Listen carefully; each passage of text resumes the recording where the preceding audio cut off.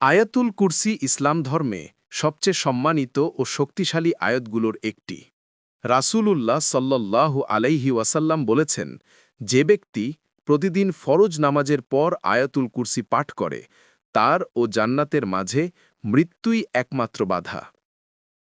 আল্লাহু লা ইলাহা ইল্লা হুয়া আল হাইয়ুল কাইয়্যুম লা তাখুযুহু সিনাতুন ওয়ালা নাওম লাহু মা ফিস সামাওয়াতি ওয়া মা ফিল আরদ মান দাল্লাযী ইয়াশফাউ ইনদাহু ইল্লা বিইذনিহি يعلم ما بين أيديهم وما خلفهم ولا يحيطون بشيء من علمه إلا بما شاء وسع كرسيه السماوات والأرض ولا يؤوده حفظهما وهو العلي العظيم বাংলা অনুবাদ।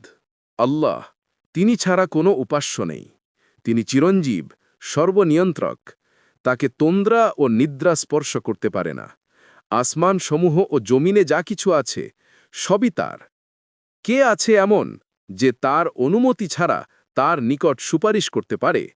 তিনি জানেন যা তাদের সামনে এবং যা তাদের পেছনে আছে।